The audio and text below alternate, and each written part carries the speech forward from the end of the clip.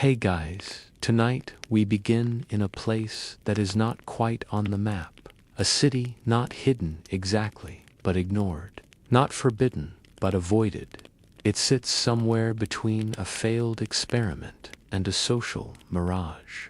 A place built by the brave, the broken, and the ones who did not want to be found.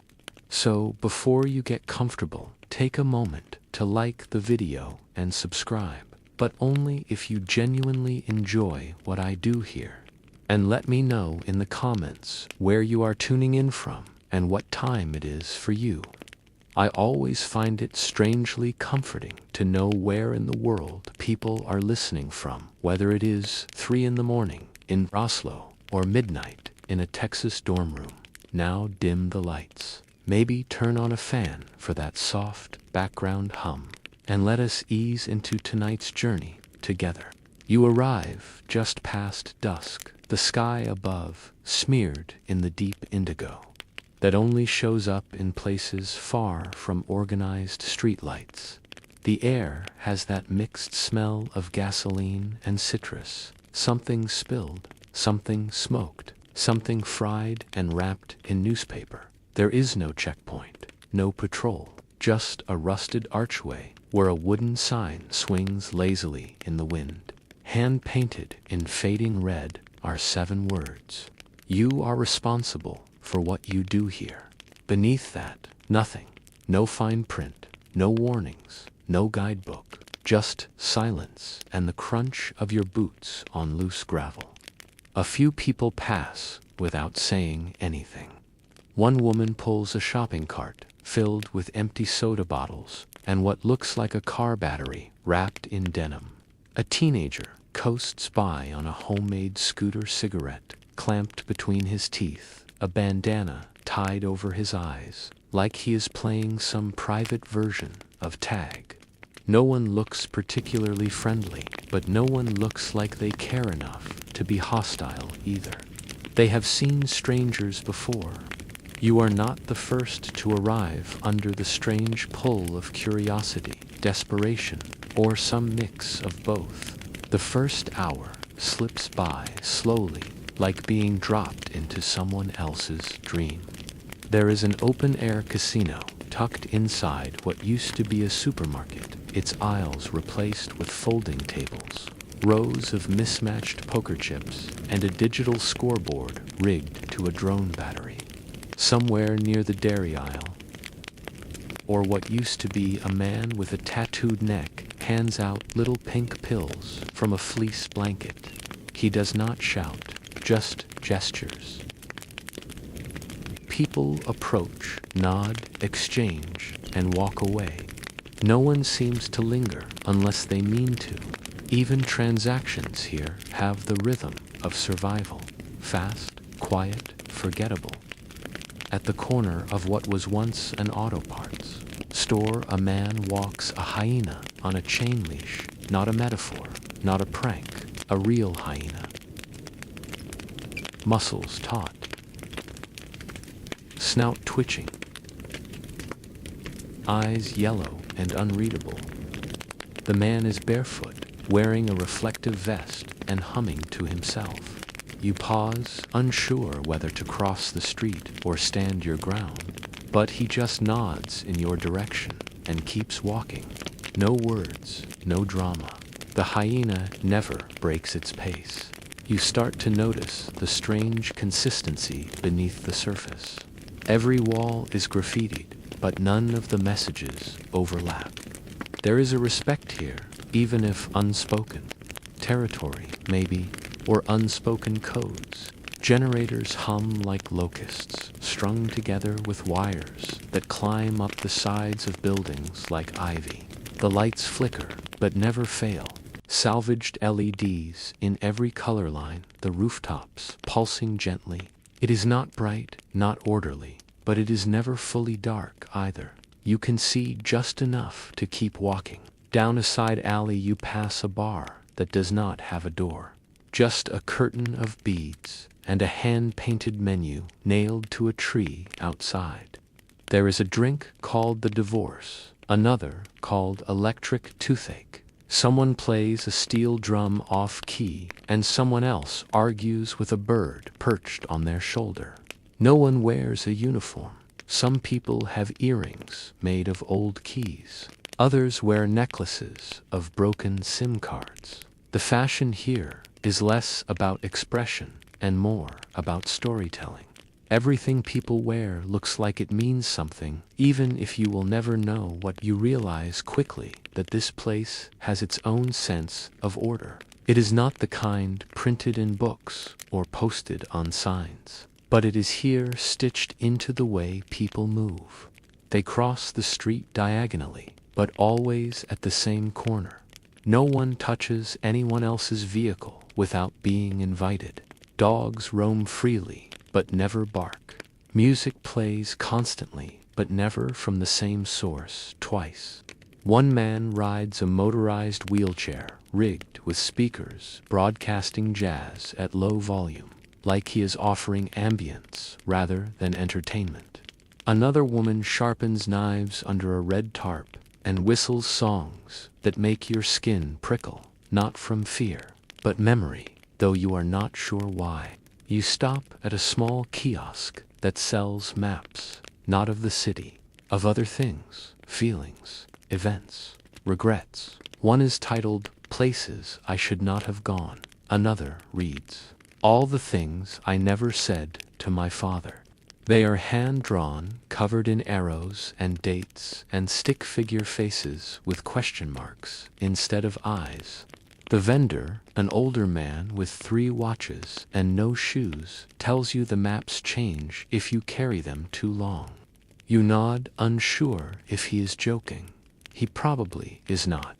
Further in there is a large plaza where people seem to gather not for trade or worship, but just to be. No one speaks loudly. Some dance not for an audience, but for themselves. Others sit in folding chairs, sipping something that smells like mint and vinegar, watching the sky like it might crack open. A boy climbs a statue and screams a single word, not in anger, just to test the sound. Nobody stops him. Someone hands him a sandwich. You begin to understand that without laws, people do not collapse into monsters. They become reflections of themselves. The kind of person someone is when no one is watching, that is who they are, here, always. There are rules, just not the kind anyone writes down. The medic tent always stays open. The first bucket of water goes to the oldest generator. No one sells to children. No one breaks into the greenhouse. Some of these things you hear whispered. Others you just observe, and slowly they imprint themselves on you. By now the sky is darker. Purple has given way to the deep black of a desert night. The stars seem closer than usual, like the world is smaller here, or maybe just quieter. You pass a man building a drone out of blender parts. He waves. You wave back. For a second everything feels oddly normal. Like this city, without laws, might be less about escaping civilization and more about building a different kind of one. You reach a corner where the pavement ends and the earth rises in shallow, cracked steps. Beyond it lies a fire pit surrounded by chairs made of rebar and motorcycle seats. A few people sit there passing a bottle, speaking in half sentences and long, peaceful pauses. No introductions, just space made available. You sit. The warmth is real, the silence respectful. One woman points at the sky and says something about constellations being out of order. You do not correct her. You just look up, and for the first time since you arrived, your thoughts begin to slow down.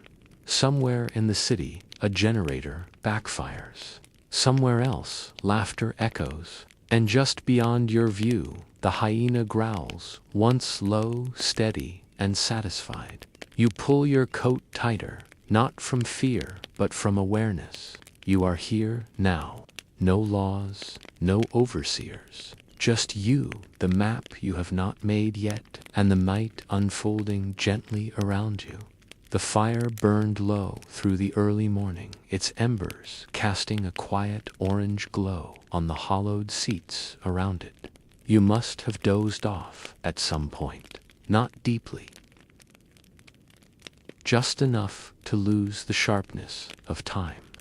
The voices near you had faded, leaving behind only the soft crackling of coal and the occasional hum of something far off. The kind of hum you cannot place.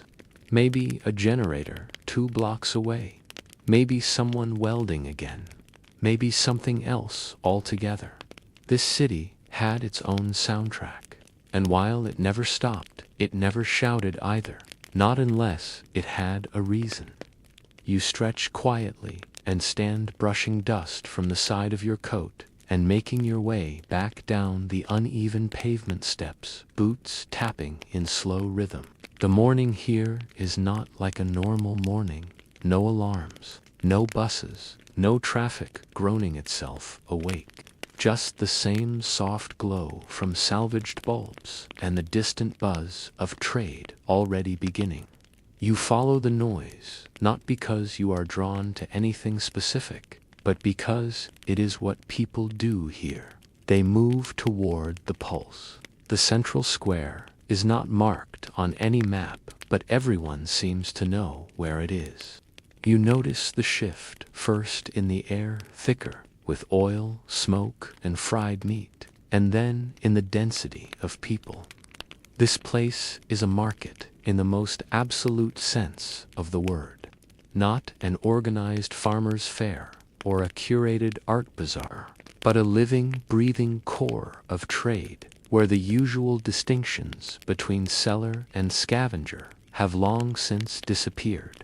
A man waves at you with a bandaged hand, his table strewn with bundles of copper wire, some clean, others still charred at the ends. Next to him, 2 young women sort through batteries, a lithium cells car starters, all organized loosely by size rather than function. You catch part of their conversation. Something about a man who wired an entire sound system into a wheelchair frame and now runs a disco 2 nights a week behind the old courthouse ruins. You nod politely. They do not look up. There are no price tags here, no scales, no haggling in the traditional sense. You either know the worth of something or you do not. And if you do not, well, you probably should not be buying it. That unspoken rule stretches across every table, tarp, crate, and plank you pass. Over here, someone is selling gasoline in glass soda bottles, the color a cloudy amber that makes you question its origin. Further down, a tall woman with tattooed knuckles offers artificial limbs, some made from polymer, others clearly metal, repurposed with hinges and leather straps. One of the prosthetics has been painted neon green and covered with rhinestones. Another has a built-in lighter in the wrist. Someone buys it without blinking. You walk past a stall where identification papers are laid out like a deck of cards. Birth certificates, social security numbers, passports from countries you thought no longer existed. Some are printed, some are handwritten. Some look real and some are so obviously fake, it feels like a joke, except no one is laughing. The man behind the stall smiles at you, gold tooth flashing. Pick your past, he says softly, or sell the one you have got. You keep walking. There is a low table where tattoo needles buzz, steadily powered by car batteries, stacked in a milk crate. The artist wears surgical gloves and works with the quiet precision of someone who knows that nobody here will ask for a refund. The client, a woman in her 50s with a shaved head and sunglasses, does not flinch as ink is pushed into the back of her hand. The design is not decorative, it is a barcode. When you pause to look, she turns her hand slightly, and for a second, you see another set of numbers already etched onto her wrist. Maybe it means something. Maybe it is just a way to keep track of the days. Near a concrete pillar, the remnants of a building long gone, a man sits with a folding table of tools. Not wrenches or hammers, but scalpels, clamps, needles, suture kits. He wears a sign that reads, "No anesthetic, no questions, no chargebacks." Someone nearby moans softly, cradling their arm. The man does not move quickly, but he does not hesitate either. Behind him, a makeshift curtain ripples slightly as another person steps out, holding a gauze-wrapped side, walking slowly but upright. You do not ask what happened to them. Nobody ever does. Just a few feet away, a woman in aviator goggles offers dental work from a stool beneath a corrugated metal awning. Her tools are simple: pliers, a headlamp, a cigarette she never seems to remove from her mouth. People line up anyway. The sign says "Clean Pull, 2 tokens, Gold Crown 5. You wonder where she gets the gold. You wonder if it matters. You step around an oil drum fire and find a narrow alley where a child no older than 9 sits cross-legged beside a small plastic case. Inside are dozens of tiny envelopes, each containing SIM cards. They are labeled not by carrier, but by words like anonymous, untraceable, and lover's escape. The child does not speak unless you ask a question.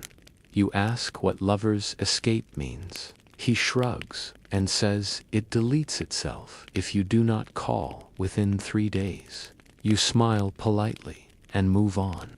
You pass a food cart that smells like something halfway between beef and burnt rubber. A man stirs a pot over a fire built from melted shipping crates, and when you approach, he gestures toward a loaf of bread stuffed with something steaming. You hand him a crumpled bill. You are not even sure what currency it is, and he nods in approval.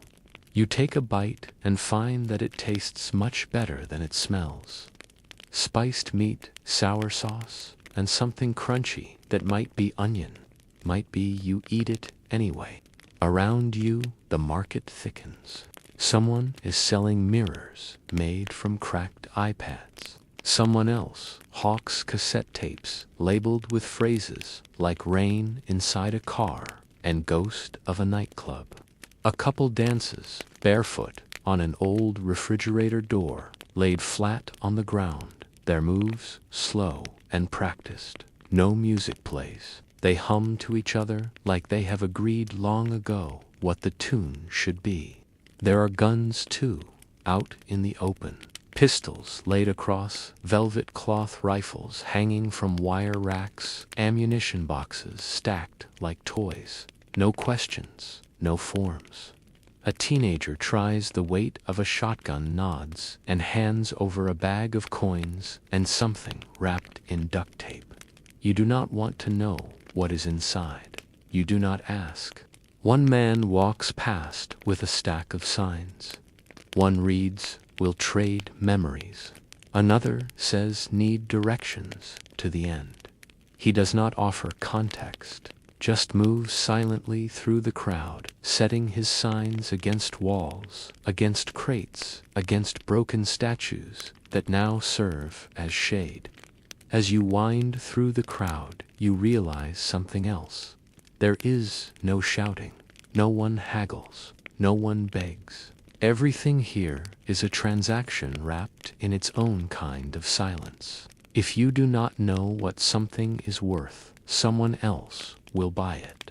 If you do not want what is being offered, no one will convince you otherwise. The market does not chase, it waits. The sun is up now, though it is hard to tell through the haze. Smoke, steam, and dust cling to the rooftops like old lace. You stand at the edge of the market, sandwich finished hands tucked into your coat pockets. A man beside you drinks something out of a mason jar, wipes his mouth with his sleeve, and says, First time here. You nod. He smiles without teeth. Do not worry. Everyone starts the same. But by the third visit, you will be the one selling something. Might not even realize it. You look back at the market. It shifts like a tide, traders moving in waves, new stalls unfolding from behind old curtains. Somewhere, someone laughs. Somewhere else, someone whispers. The day continues, not in minutes or hours, but in exchanges. And still no laws, just choices. And the understanding that here everything has a price. Even if you never quite figure out what you paid. You stayed near the edge of the canal a while longer, watching how the water carried its secrets with a kind of indifference. The current was not strong, just persistent, pulling slowly, as if the city itself were exhaling in one long breath that never ended. Small objects floated by every so often, a plastic sandal, a bruised mango, a half-burned newspaper page, with only a headline intact. The body had drifted out of view now, or maybe someone had pulled it onto one of the side docks. You did not ask. Questions in this city were not currency, they were invitations, and not every invitation led somewhere worth visiting. Eventually, you wandered back toward the market square, following the same cracked pavement from earlier. Though it looked different in the afternoon light, softer, almost washed in a kind of bronze haze. The smells had shifted too. Less of the meat smoke now, more motor oil, and something sharp that reminded you of limes left out in the sun. A rhythm filled the air, not music exactly, but a pattern of noise, hammering metal, faint laughter. A radio stuck between stations, and somewhere in the distance, the hum of a drone circling like a slow mechanical bird. You passed the woman selling tattoos powered by a car battery. Her hands were stained deep blue, and she was working on someone's forearm with the kind of quiet focus usually reserved for surgeons or sculptors. Her client did not flinch, did not blink, just stared at the ceiling of the tarp she had stretched above her stall, as though watching something invisible unfold up there. No release forms, no sterilization, just ink and skin and a generator purring softly beside a pile of half-used needles. Further on, near the intersection, where two roads curved into a looping T, a sound cracked the afternoon. Open, the sharp, unmistakable clatter of a bike colliding with something metal. You looked up and caught the end of it. A man sprawled across the ground, his front wheel bent at an unnatural angle, and a vendor standing over him with both arms raised, fingers splayed, as if trying to understand what physics had just occurred. The cart had been full of repurposed electronic speakers, gutted and rebuilt old phones, polished like fossils, loose circuit boards, bundled together with string. Now those parts were scattered across the road in a kind of chaotic mosaic. A headset still blinking, a monitor cracked clean through. The vendor's expression was unreadable, not furious, but also not calm, just locked into the kind of focus people get when they are waiting to decide how mad they should be. The man on the bike groaned, rolled over, and sat up slowly. He looked more confused than hurt, though his elbow was bleeding in a thin red line. He said something you could not hear. The vendor stepped closer. They were only a few feet apart now. No one intervening, no one shouting, just the two of them and the beginning of something that felt inevitable. A few people had already formed a loose circle around them, not tightly packed, just present, watching, judging distances, placing invisible bets in their heads. Someone behind you muttered, 3-1, vendor wins.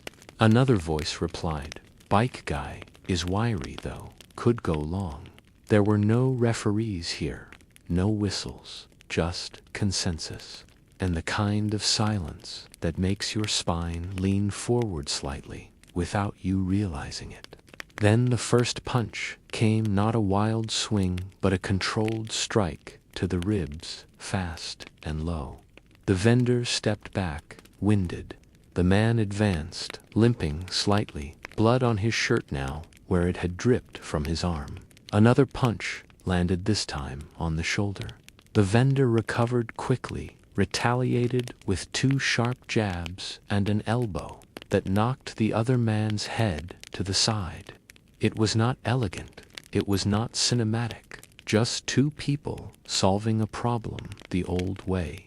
After about 30 seconds, it slowed, breathing heavy, movements less precise. You could tell they were nearing the invisible end point, the one this city seemed to understand intuitively. When enough had been expressed, when enough had been proven, eventually the vendor stepped back, reached into his pocket, and produced a cigarette, holding it out like a white flag.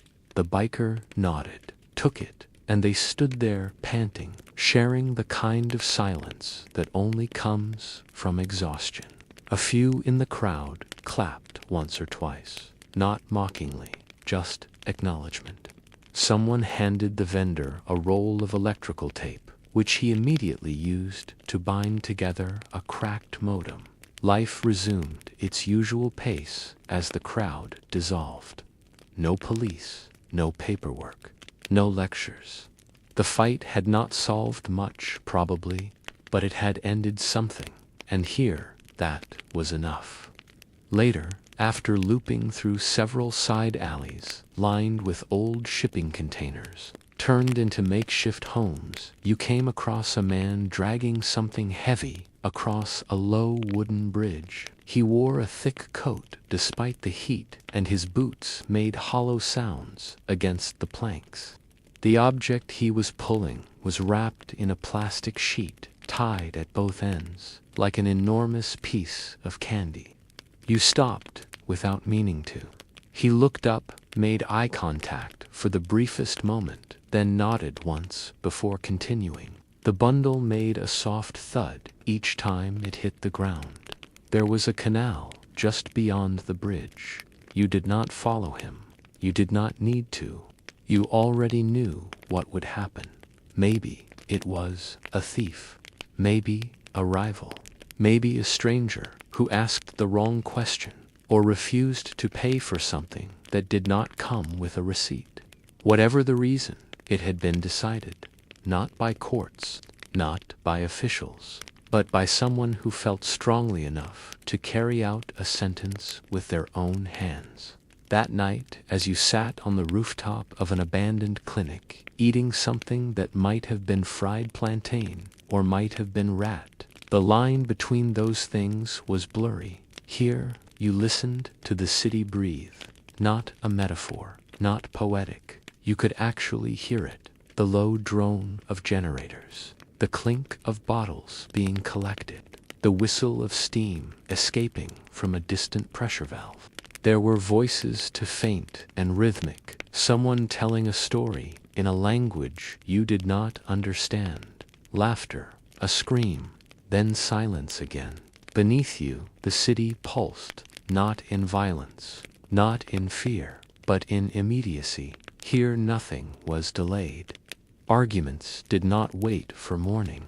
Justice did not involve third parties. Everything happened now, right now. And if you could not keep up, you did not belong. You thought again about the body in the canal, about the fight near the electronics cart, about the child who handed out anonymous SIM cards. All of it formed a strange, fragile ecosystem, not chaotic, not savage, just evolved in a different direction, like coral growing sideways, like vines finding light through concrete. Some part of you wanted to stay, not out of morbid fascination, but because there was something honest about it, something unfiltered. Every city had laws, you realized, even this one. They just were not written down. They were not debated or revised. They were enforced with fists, stares, and the occasional heavy bundle pulled across a bridge. The stars began to appear above you, faint at first, then brighter as the generators started cutting out one by one. You heard someone bartering below for solar batteries, offering a gold tooth and 2 cans of evaporated milk. A fair trade, the vendor said. The buyer disagreed, so they played a quick game of knives and fingers to settle it. In this city, disputes did not fester. They erupted, played out, and disappeared like the last puff of smoke from a shared cigarette. What happened next depended on what you were willing to risk, or lose, or let go. The rooftop did not offer much comfort, but it gave you enough quiet to fall asleep, if only for a while. At some point in the early morning, long before the sky lightened, the wind picked up in short, dry gusts that carried the bitter smell of spent fuel and something vaguely metallic. Below, the city never fully rested. You could still hear the faint clatter of metal against pavement, the distant wheeze of a propane torch flaring back to life, and somewhere a dog barking. Not out of fear or warning, but just to remind the darkness that it still had a voice. You did not stay on the rooftop much longer when your back started to ache from the uneven concrete, and the wind stole what little warmth you had managed to gather beneath your coat. You descended the fire escape and began looking for something more permanent, or at least something that would not pitch. You awake every time a new sound rolled through the alleyways, like thunder wrapped in steel. You asked no one, but the city still led you. That is how things worked here. If you lingered long enough in the right places, offers appeared, not formal, not polite, just fragments of possibility slipped into conversation or scratched into the peeling paint beside a doorbell that no longer rang. The place you found, or maybe the place that found you, was 4 stories tall if you counted the half-collapsed rooftop garden.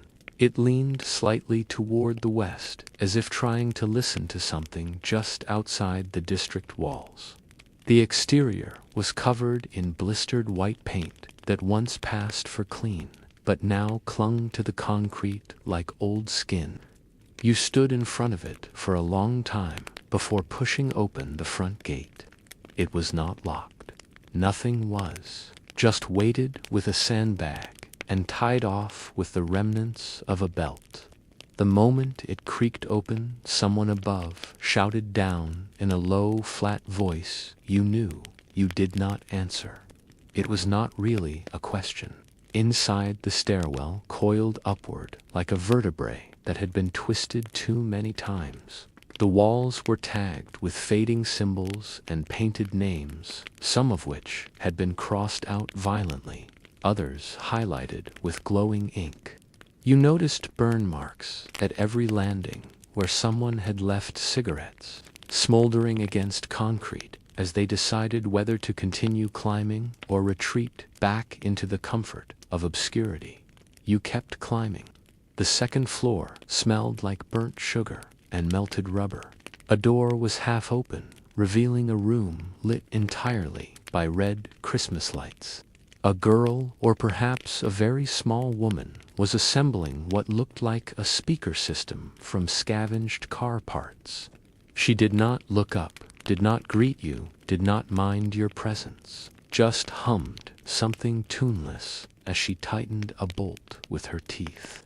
The floor trembled slightly as you stepped past her doorway and up to the next level. It was the 3rd floor that felt lived in. The air was warmer here, filled with the acrid sting of welding arcs and engine oil. You heard the stutter pop of a gas torch, followed by the sound of a visor snapping down. A woman in a leather apron, her arms covered in soot, was fusing steel plates to the sides of a motorcycle that looked more like a small tank than a bike. Her eyes flicked to you only once, and in that glance you learned everything about the building. You were not in a home. You were in a structure of transactions.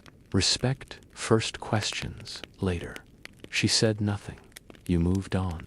At the fourth floor landing, a wide man with arms like tree roots blocked your path. His hair was cut short and graying at the edges, and he held a jerrycan of diesel in one hand like it weighed nothing.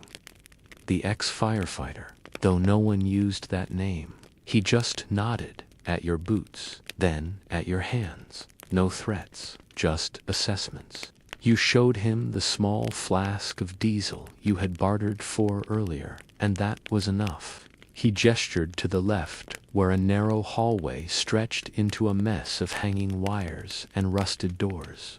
One of them was marked with a yellow handprint. That was yours. There were no keys, no contracts, no signatures or deposits, just occupancy and obligation. If you wanted to stay, you stayed. If you could not hold your own, you vanished, either by choice or by persuasion. The door groaned open on its hinges and revealed a room about the size of a prison cell, but with better lighting. Someone had bolted a twin mattress to a pallet and placed it under a broken window patched with cardboard.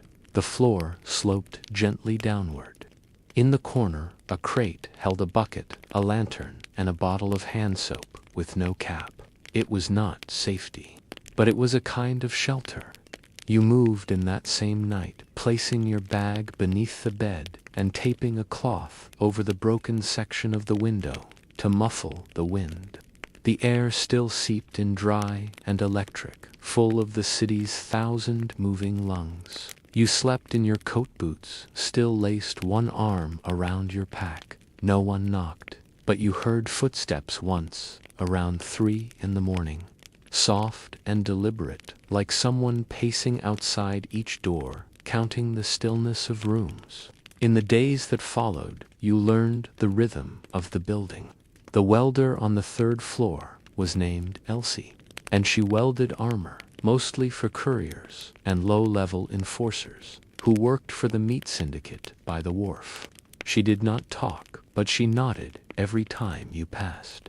On the 2nd floor, someone ran a black market pharmacy out of a mini-fridge, offering antibiotics, traded from a border doctor who owed someone a favor. The girl with the red lights wired speakers into walls and occasionally broadcast announcements in Spanish, though no one knew who gave her the updates.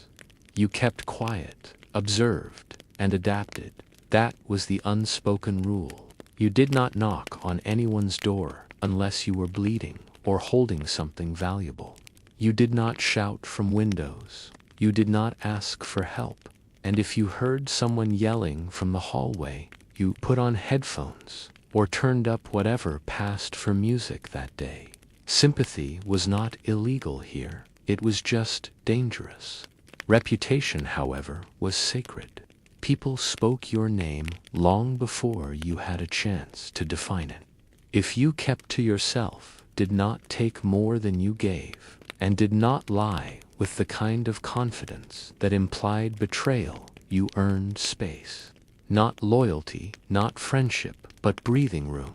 And in this city, breathing room was currency. One evening, as you returned from a supply run near the edge of the electronics market, a woman stopped you just before the stairwell. Her jacket was stitched with bone pieces, and her fingers bore the faint orange tint of rusted copper. She did not introduce herself. She just said, "You cause problems. You will not be told to leave. You just will not wake up here again." Then she smiled, not threateningly, not cruelly, just as someone reciting the weather forecast, a simple, unavoidable truth. You thanked her and meant it. That night, as you lay on the mattress, staring at the slow spin of your patched cloth curtain, you heard gunfire, not close, but not distant either. 3 quick shots, then silence. No one screamed, no one called for help. The building did not even flinch. Somewhere beneath your floor, someone coughed and turned over in their sleep. You thought again about the man with the hyena, the vendor who fought for his broken merchandise, the canal that swallowed bodies without resistance, and now this, a building full of people who understood that shelter was not a gift, it was a wager. Every night you slept here, you gambled on the idea that you had earned just enough respect to wake up again. Some nights, the power would flicker just before sunrise, not entirely out, but hesitant, as if the current was second-guessing its own path through the patchwork of copper and wire hidden in the walls. When that happened, everything paused for a moment. Fans slowed. Fridges groaned softly and fell silent. Lights dimmed, then returned with a buzz like insects behind glass. It was not the kind of blackout that caused panic. It was just a reminder, a subtle whisper that nothing here was permanent and every breath of comfort was borrowed from someone's makeshift genius. You began to learn how things truly worked, not from a manual or a guide, but by watching closely, standing near the generator shed in the back courtyard. As teenagers, with grease-stained hands, rerouted cables through the fence line, they spoke little, mostly gestures and murmurs. One used a phone screen with a shattered corner as a voltmeter, balancing its cracked face between two alligator clips, while another poured diesel slowly into the tank. There were no hard hats, no schematics, no checklists, just intuition honed by necessity and the kind of troubleshooting born from survival. Every wire had a story. Every fuse had been scavenged, bartered, or stolen from a place that probably used to care more about receipts than results. The electricity that hummed through the buildings here did not come from any single source. It was an ecosystem stitched together with pieces that were never meant to work side by side. Car batteries, scavenged from rusting sedans, formed neat rows under plastic tarps. Some had notes taped to them, handwritten agreements on who had claim if the power dipped below a certain threshold. Small vertical windmills creaked softly on rooftops, spinning in lazy circles whenever the breeze cooperated. They were not pretty. Most were built from satellite dishes or shopping cart wheels bent into shape with a hammer and an oath. But the real prize, the pulse that kept half the block from slipping into darkness, came from a hacked connection to the old city. Grid just past the outer zone. There someone had tapped into a forgotten junction box, wrapped the leads in tape, and buried them under crushed gravel. No one knew who had done it first, only that it was dangerous, that the connection occasionally sparked like fireworks beneath the pavement, and that, if the city ever noticed it, might cut the whole thing without warning. But for now, it worked. And because it worked, everyone had a reason to pretend it was just another part of the landscape. Water was even more delicate. The tap in your kitchen rattled when you turned it like something inside was holding its breath. On good days, it coughed up a stream of warm, dusty air, followed by a trickle of rust-tinged liquid that smelled faintly of metal and old pipes. But most days, it stayed dry. Instead, the entire block relied on barrels lined up in rows like soldiers. Outside the community center, which was really just an abandoned warehouse with an arched roof and a mural of a broken compass painted on one side. Once every 3 days, a truck would arrive. No markings, no sirens, no guards. Just an NGO vehicle with a tank mounted on the back and a man in mirrored sunglasses who never left the cab. Locals would roll out the barrels one by one, exchanging handshakes and quiet nods. No names were taken, no questions were asked. Each barrel was filled halfway, sometimes a bit more, if the sun was not too cruel that day. Children would climb onto rooftops and shout down jokes as the water sloshed into place. No one ever blocked the truck. No one tried to steal it.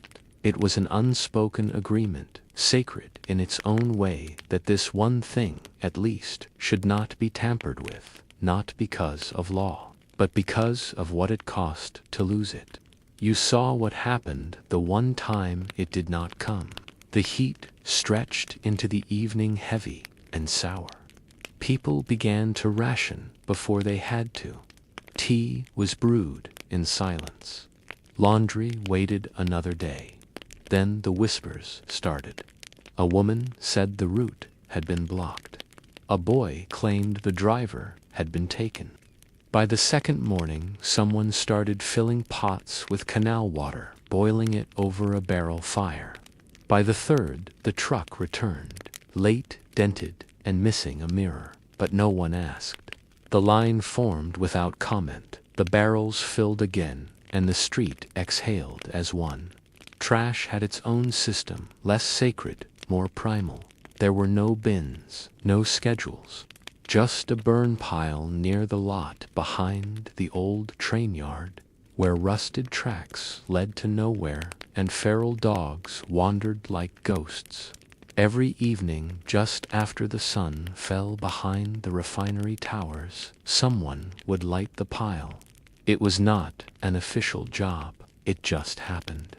The fire licked at bottles, rags, wires, and the odd plastic shell of forgotten devices. The air filled with a sharp chemical sweetness that hung low in the chest. You learned quickly to close your window before dusk, not because you were told, but because everyone else did. And in a place like this, if everyone else does something, it usually means you should too. Still, the most miraculous thing, the one that truly baffled you at first, was the internet. It should not have worked. The infrastructure was gone. Cell towers were spotty, and most carriers did not dare venture this far. But in one corner of the roof, beside the old man's tarp and the windmill's slow arc, stood a dish, not shiny, not clean, but perfectly aligned. It was connected by a thick black cable that ran through 3 apartments and out a window that never closed properly. From there, it fed into a router hidden in a shoebox, which pulsed with a faint green light. It had been hacked, rerouted, looped through several layers of stolen signal from a point nearly 5 kilometers away.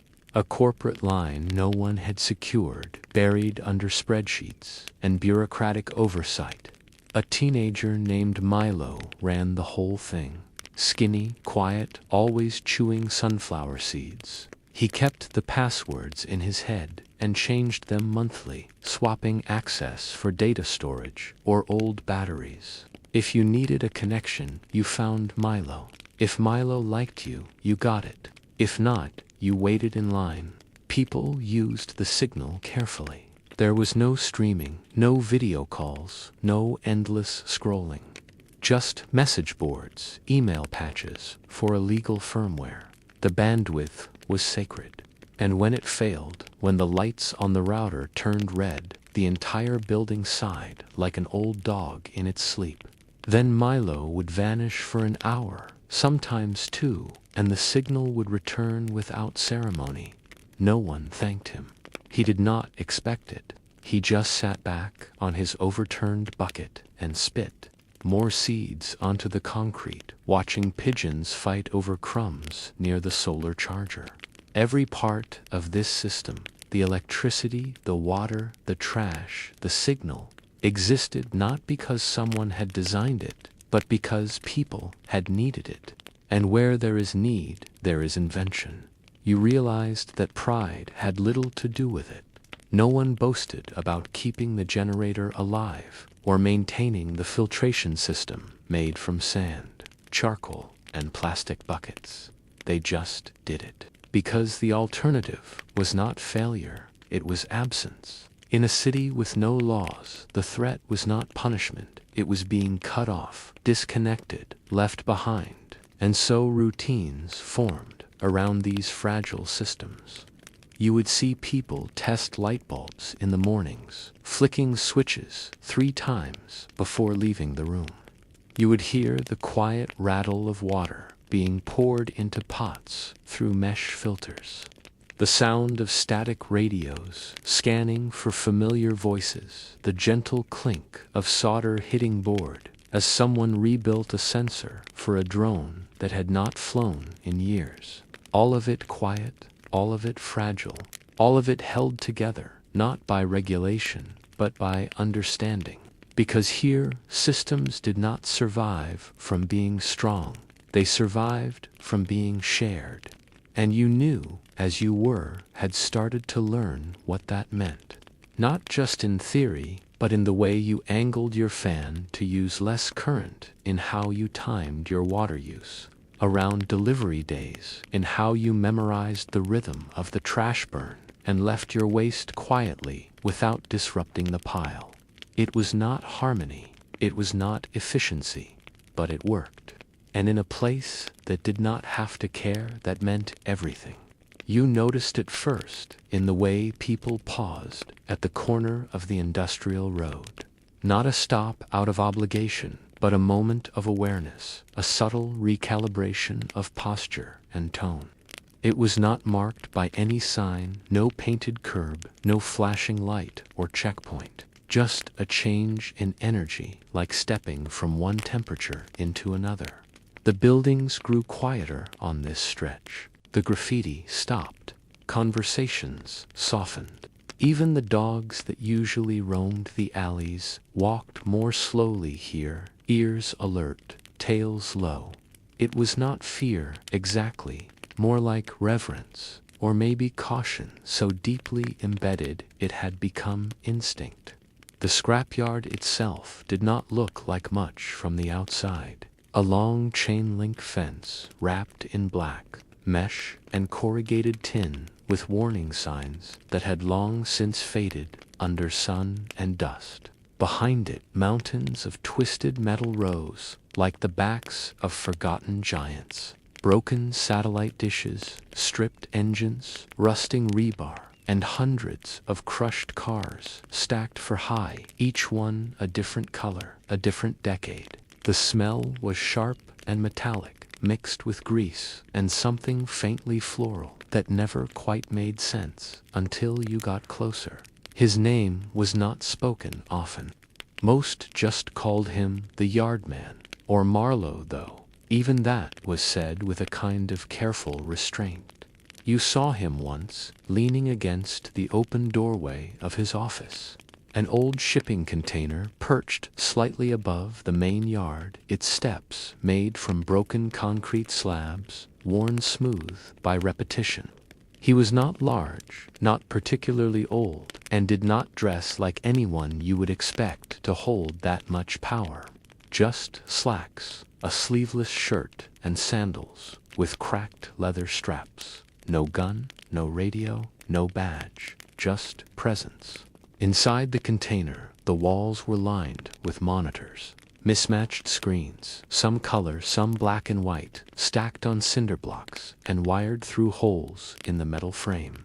Each showed a different corner of the yard, the building, or the surrounding streets. Some were angled downward from rooftops. Others seemed to be mounted on streetlights. A few blinked, occasionally cutting to static before returning to live feed. You realized then that Marlowe saw everything, not just his yard, but the routes people took to avoid it, the people who paused too long near the fence, the faces that passed once and never again. There was incense burning on a small plate beside the monitors. Thick and bitter, it wrapped around the space like a second skin. On the back wall, someone had taped a photo of a younger Marlowe, standing beside a man in a police uniform with the badge torn out of the image. No one asked who the man was. No one needed to. People came to him when things broke. Not machines, though he had plenty of those, but situations. Arguments over supply drops, disagreements over debt conflicts that had grown too large for bare knuckles and too complicated for pride alone. They arrived in pairs, or threes voices, hushed, hands empty. He listened. He did not interrupt. Sometimes he said nothing for 10 full minutes, just watched their faces and let the silence stretch until it wrapped around their words and squeezed out the truth. Then slowly, with the finality of a gavel, he spoke. Never loud, never rushed, and whatever he said was done. There was no appeal, no second hearing. His verdicts carried the weight of memory, not mandate. Around him stood 4 men, always the same. They wore plain clothes, loose shirts, canvas pants, worn boots, and never raised their voices. Each carried a shovel, not rifles, not clubs, just shovels, smooth from use, leaning against their shoulders or resting in calloused hands. You never saw them dig, you never saw them move. They just stood near the shade line cast by the stacked metal, watching. It was not a threat, it was a promise. Everyone remembered the last time someone had ignored him. No details were ever spoken aloud, just the broad outline. A trader from another district, someone who refused to pay back a loan, thought the scrapyard's authority ended at the gate. It did not. 3 days later, his vehicle was found stripped bare, flipped on its side near the waste fields. No sign of the man, just a single, neatly folded shirt laid across the hood, weighted down by a bolt the size of a fist. Since then, no one had tested the boundary. Marlowe did not interfere often. His influence was not felt in every corner. He did not micromanage or patrol the streets, but his shadow ran long. People weighed their actions with him in mind. Arguments were cut short with phrases like, "You want this," going to the yard. Deals were smoothed over with glances toward the scrapyard's direction. Even when it was out of sight, his power was not loud.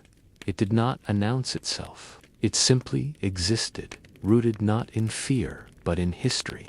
The kind of history that carved itself into habit and habit into law, even in a place without laws.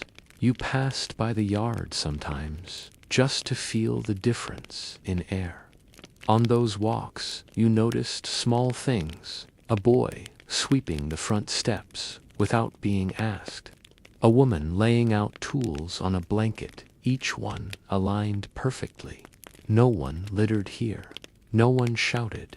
And when someone did something careless, a bottle dropped a scooter, left in the road.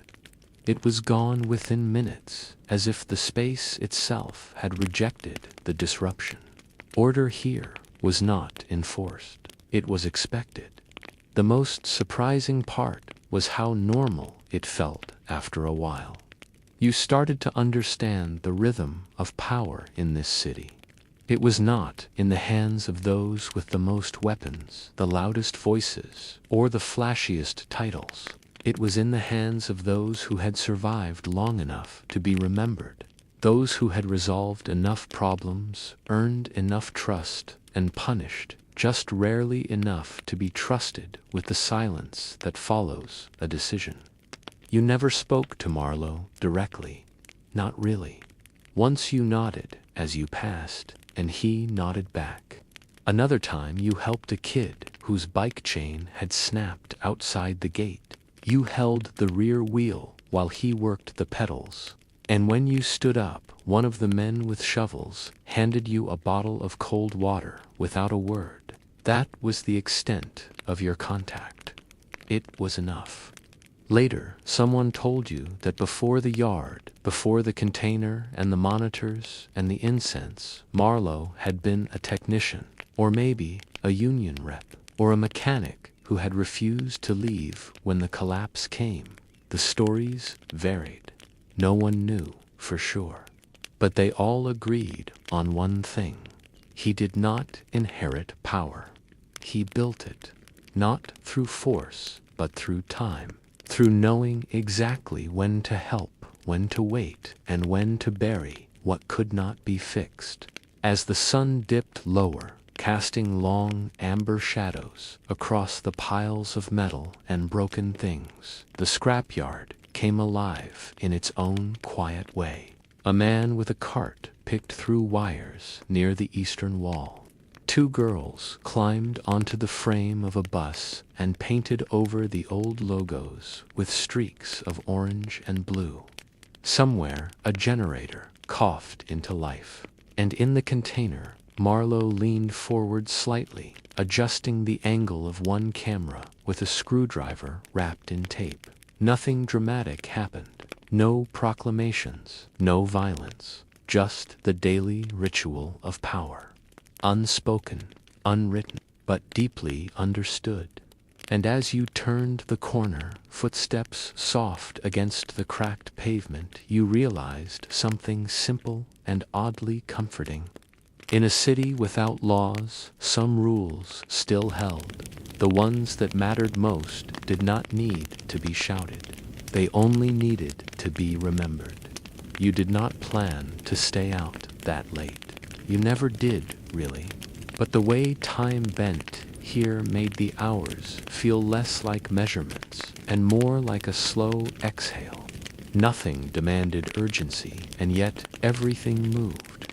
You found yourself walking longer than intended, distracted by the soft electric thrum of overhead cables, the flicker of gas, lamps strung between windows, and the rhythm of a city that did not go quiet when the sun went down.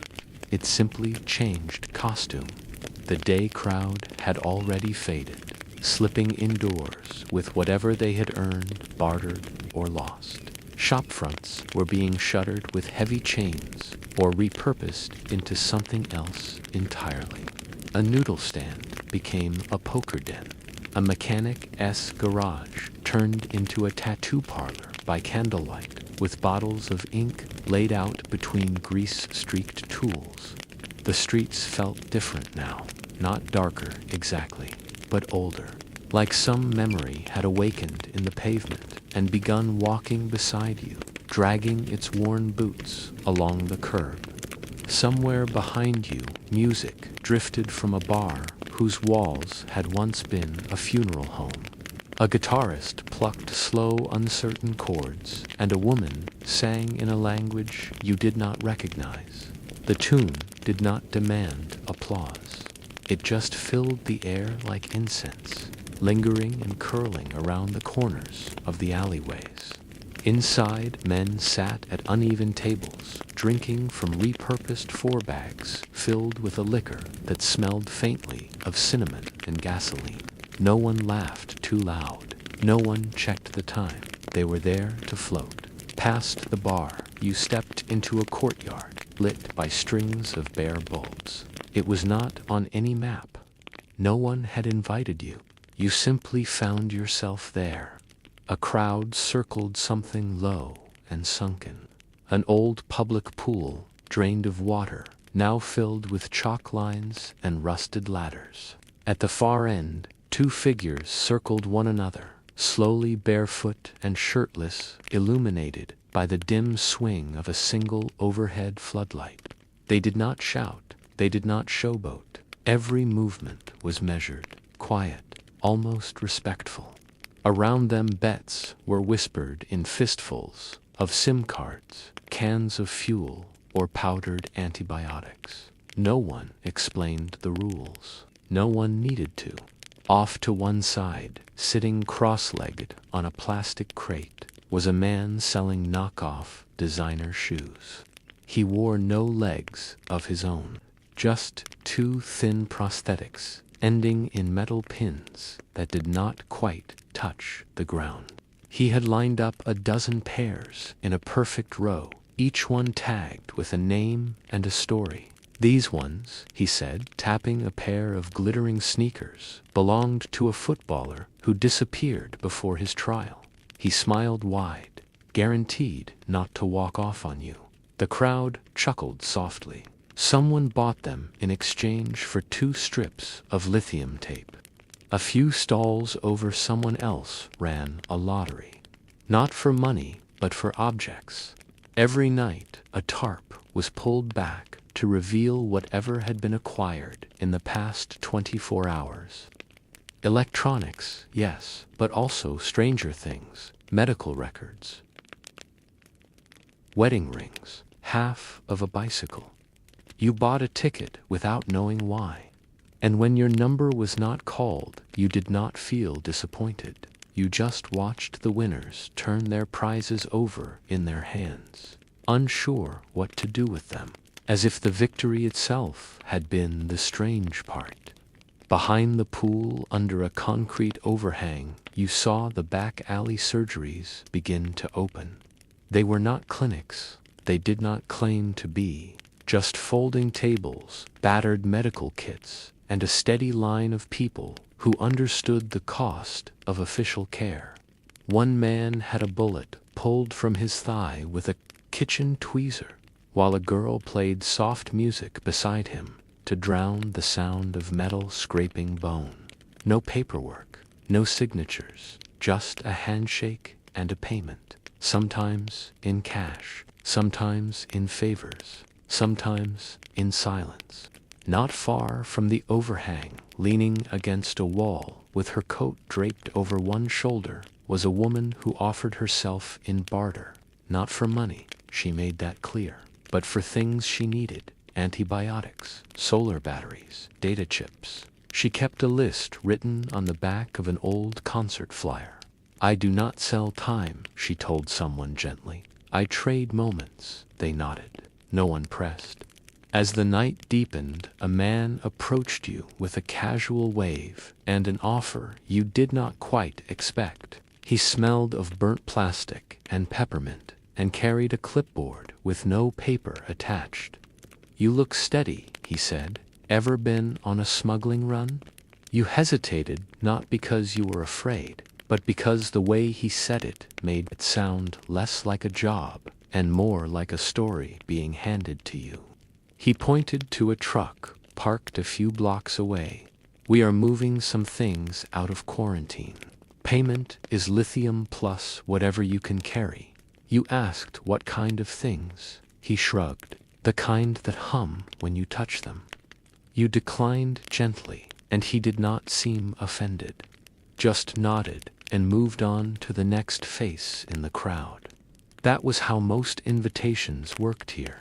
There was no pressure, no pitch, just a quiet possibility extended like a branch. You could take it or not.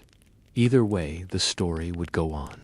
Later on your walk back toward the building you now called home, though no one had ever said it aloud. You passed by an alley where people were burning something in an oil drum. Not trash, letters maybe, documents, pieces of the past. One man held up a photograph before tossing it into the flames. He did not look angry, just tired, or maybe finished. No one asked why. No one asked anything, really. Questions were daylight things. The night had its own economy, and curiosity was not always the right currency. Near the end of the street, you saw someone repainting a sign.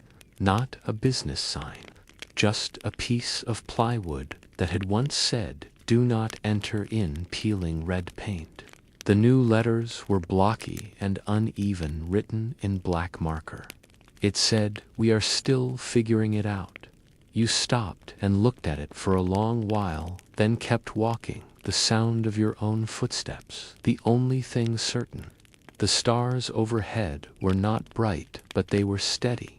The city never truly went dark, but even in its dim light, you could feel the quiet around you. Not emptiness, just a hush, as if the whole place were inhaling slowly, holding its breath until morning, And beneath it all, you realized something you had not fully put into words before. In this place, night was not just the absence of sun. It was a separate kingdom ruled by different rules, different debts, and different dreams. One where everything could be traded, but nothing could be guaranteed. And as you reached the crumbling stairwell that led to your room, you paused to look back once more at the flickering lights, the slow shuffle of bodies, the shadows that spoke louder than voices. The night economy would continue without you. It always did. But for a moment, it had let you walk among it, not as a visitor, but as a participant, quiet.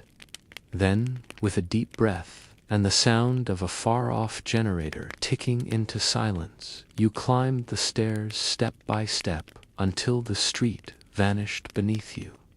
The morning did not come with sirens or alarms or even birdsong, but with the faint, familiar smell of yeast warming in an old brick oven.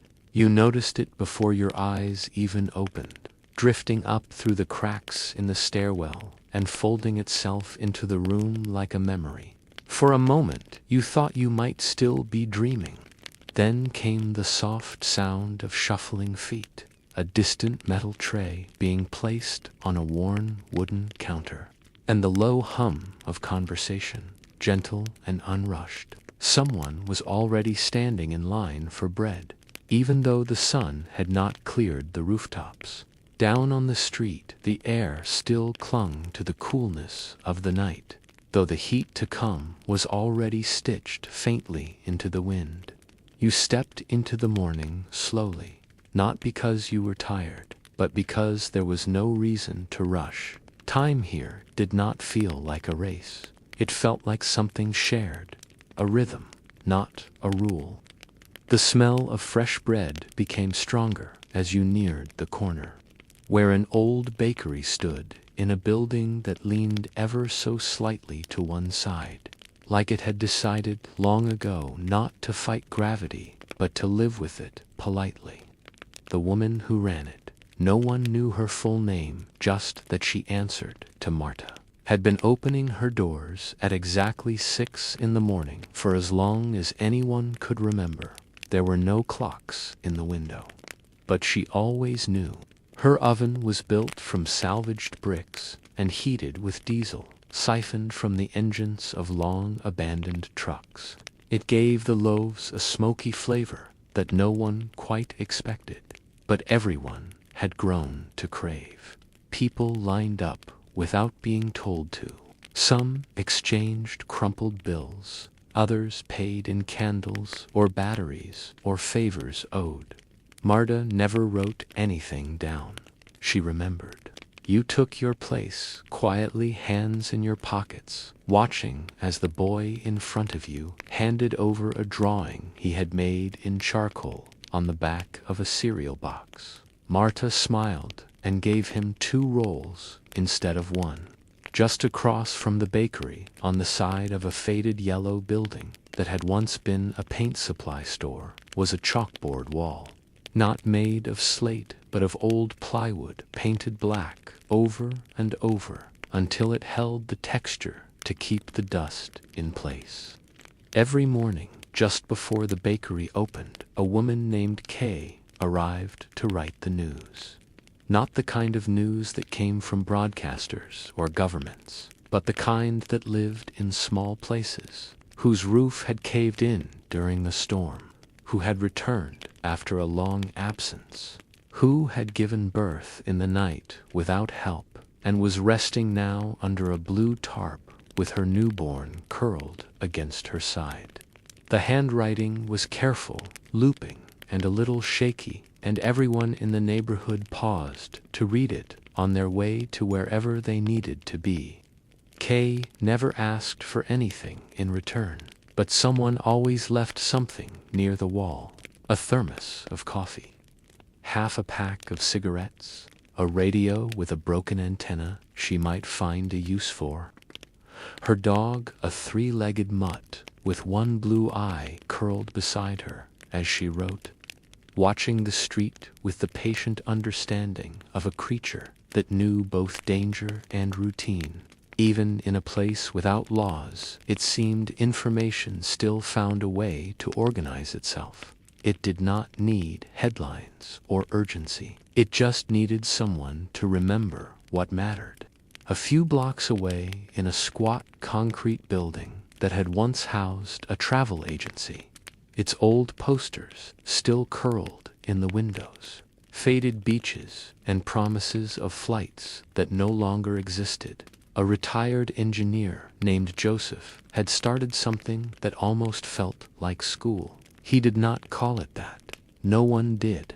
But each morning, children gathered on plastic chairs, arranged in uneven rows, their notebooks made from scrap paper bound with staples, their pencils whittled down to stubs. Joseph had scavenged textbooks from the old library when it collapsed, and he taught what he remembered: math, geography, stories from before the city stopped belonging to maps.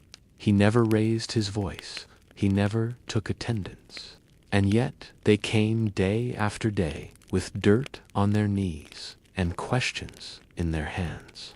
Sometimes the lessons were interrupted by the rattle of distant gunfire or the roar of a hacked generator backfiring, but no one flinched anymore.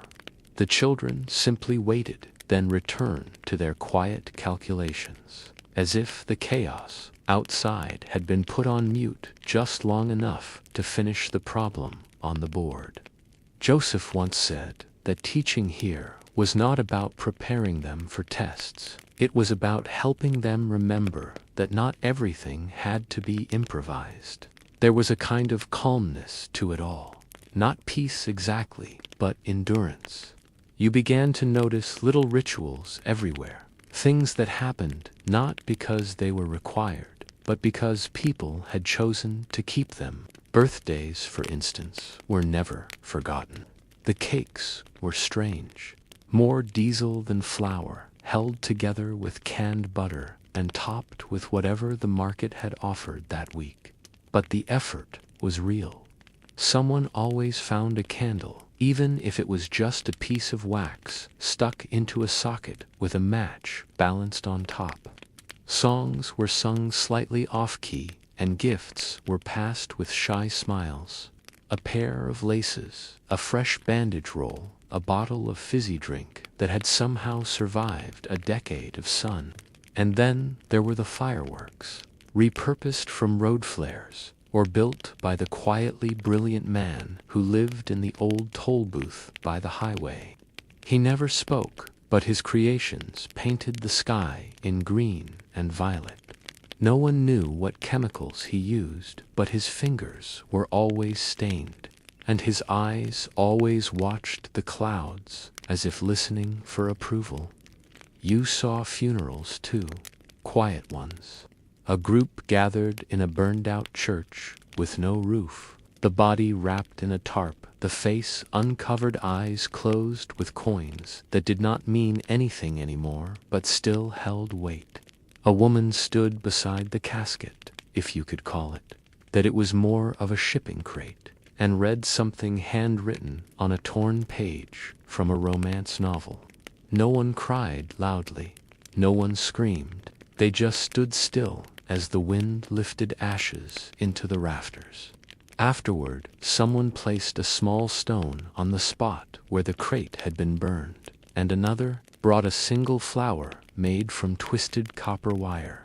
You watched from a distance, understanding now that even in a place where rules had been discarded, reverence had not. People still needed goodbyes. They still needed stories that ended with something like grace. In the late afternoon, you passed by a courtyard where children played a game, with no name chasing one. Another, with sticks wrapped in duct tape and pretending to be creatures from a cartoon none of them had ever actually seen. They laughed without hesitation, dirt in their teeth, bare feet slapping the hot pavement. A teenager sat nearby painting a mural with salvaged paint on the side of a crumbling storage unit. It was not finished. A cityscape, maybe, or a dream. But the colors shimmered defiantly alive against the rust and concrete.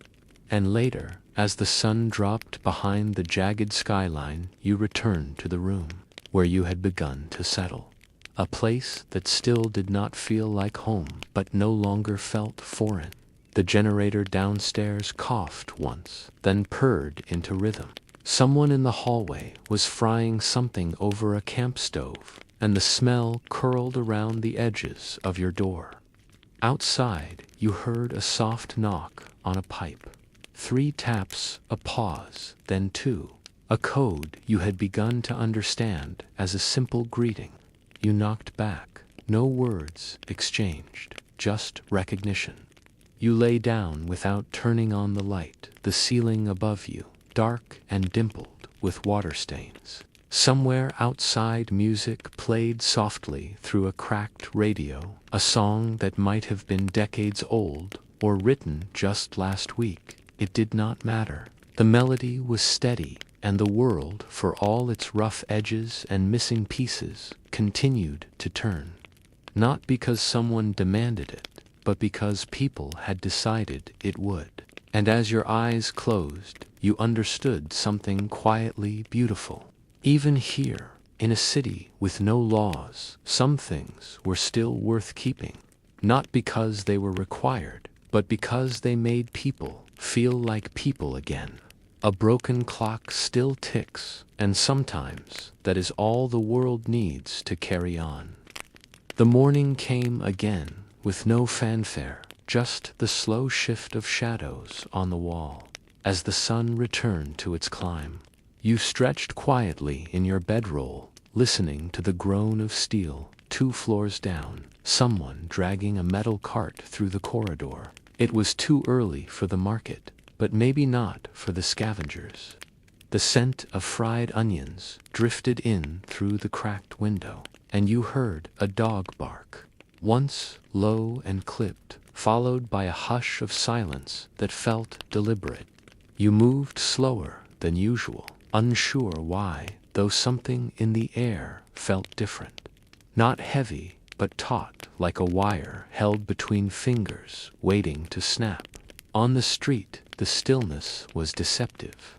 People moved the way they always did, not rushing, not dawdling, just flowing around one another with the practiced choreography of a place that had learned how to function without plans. But there were fewer greetings this morning, fewer nods and smirks and slaps on the back. It was not fear exactly, more like an awareness, the same way the body braces just before thunder cracks. Even if the sky looks clear. You turned a corner near the old mechanics lot and saw a group gathered in front of a shuttered storefront. No one spoke. A trail of something dark and sticky stained the sidewalk and disappeared into a drain.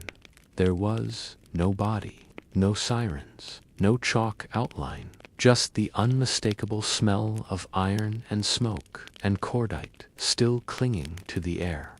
A boy with a red hat leaned against the doorway and chewed a piece of mango like nothing had happened. An older man next to him tapped a bent spoon rhythmically against his thigh.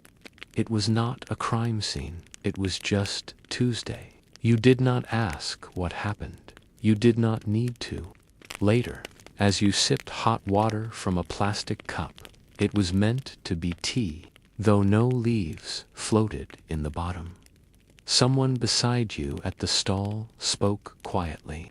He was warned, she said, without turning to face you. You nodded, as if you had been part of the conversation all along.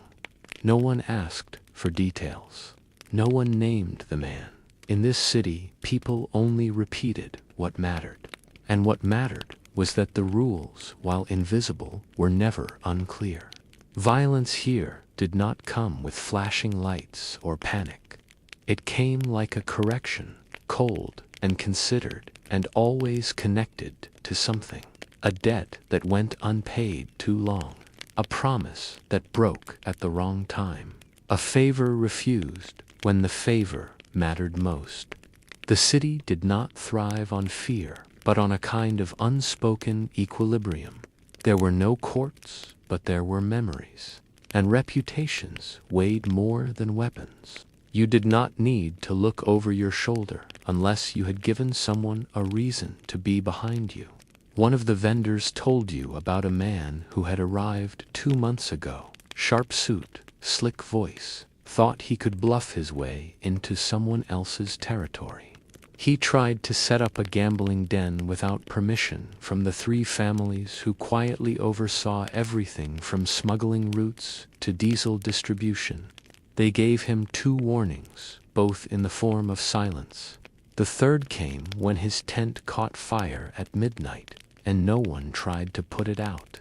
He left the next day barefoot, his suitcase gone, his face bruised in places that did not show from a distance. No one had touched him in public. No one needed to. You passed the scrapyard that afternoon, the same one run by the quiet man with the monitors and the shovels. His workers were moving slowly, hauling coils of wire and fenders into piles like bones being sorted by some ancient collector. His office door was closed, but you could see the incense drifting in slow spirals from the crack in the window. Someone had painted a white circle on the ground outside his container. Not a symbol, just a line.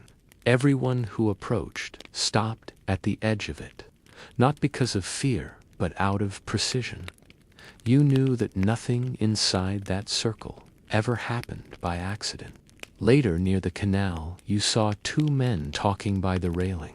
One of them looked young, too young to carry the pistol tucked under his belt. The other wore a long coat despite the heat. They were not arguing, but their words were firm. When the younger man stepped closer, the other one lifted a hand and pointed not at him, but at the street lamp behind them. Just a gesture, nothing else. But the younger man stepped back. He nodded. He left. That was it. No shouting, no confrontation. Just an understanding passed like a torch between 2 men who had seen enough to know where escalation leads. You asked someone once, quietly and gently, like you were asking about the weather, if they were ever scared here. The woman you asked tilted her head, then smiled slow and deliberate. "Only if I deserve to be," she said, and then went back to stitching a torn jacket with fishing line. You did not press her. You did not need to. That night, as you climbed the stairs to your room, you passed a hallway where a candle had burned low. Wax had pooled over a picture nailed to the wall. You paused. You tried to make out the face beneath the drip. Someone young, maybe early 20s, smiling like they did not know they would be remembered in this way. Someone had drawn a small sun in the corner of the photo, the rays etched in with the tip of a blade. No one had vandalized it. No one had removed it. It just sat there, quietly, a marker of something not forgotten. The dead here did not get parades or eulogies, but they did not disappear either.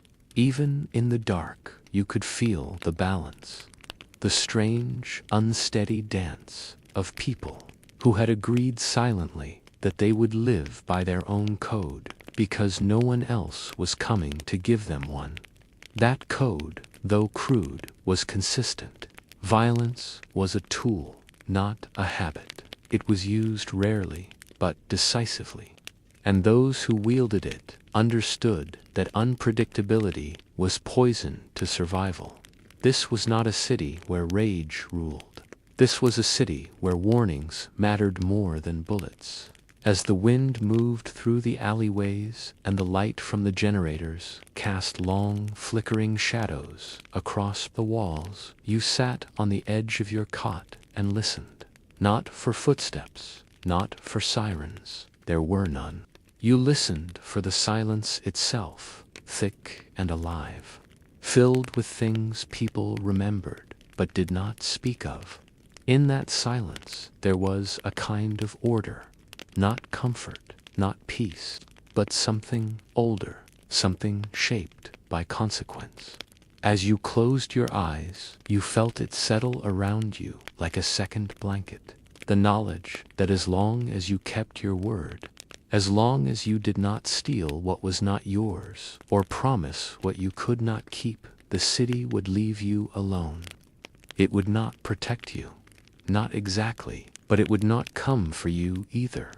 And maybe here, that was the closest thing to safety anyone could ask for. You did not sleep deeply that night, though you would not have called it unrest. There was something soft about the way dreams passed through the room, quiet and vague, like strangers walking by your window with no interest in stopping. The building creaked, as always, a faint groan of metal deep in its bones. At some point you heard the low thump of something heavy being set down on the rooftop, then the muffled scrape of a tarp being pulled into place. But you stayed still. The city had rhythms. Most of them were not yours to question. About the way dreams passed through the room, quiet and vague, like strangers walking by your window with no interest in stopping. The building creaked, as always, a faint groan of metal deep in its bones. At some point, you heard the low thump of something heavy being set down on the rooftop. When you finally stepped outside, the sun was already touching the tops of the buildings, and the dust in the air had turned golden. You walked past the stall where an old man sold boiled eggs wrapped in newspaper. It was not a road exactly, not a park either, but it had become something else entirely. There you saw the first shrine. It was not marked as one, not with signs, but you could feel its difference in the air. Someone had built a circle of stones around the stump of a street lamp. On top of the concrete base, they had arranged offerings, half-melted candles, batteries, coins from places no longer remembered. In the center sat a child's toy, a small plastic horse with one leg missing. Its faded eyes stared upward. No one lingered near it, and no one seemed to tend it, yet it remained perfectly clean. You watched a man walk by with a load of scrap on his back. As he passed the shrine, he bowed his head just once and kept walking. No hesitation, no theatrics, just acknowledgement. The deeper you walked, the more you saw them. Altars tucked into cracks. In walls, bundles of wire twisted into symbols you did not recognize. Dried flowers wrapped in foil nailed to a rusted doorframe. Some were elaborate, full of color and texture, while others were barely more than a scrap of fabric and a few arranged rocks. They were not labeled, not explained, and yet they were never disturbed. You began to understand that in a city without laws, reverence found its own way.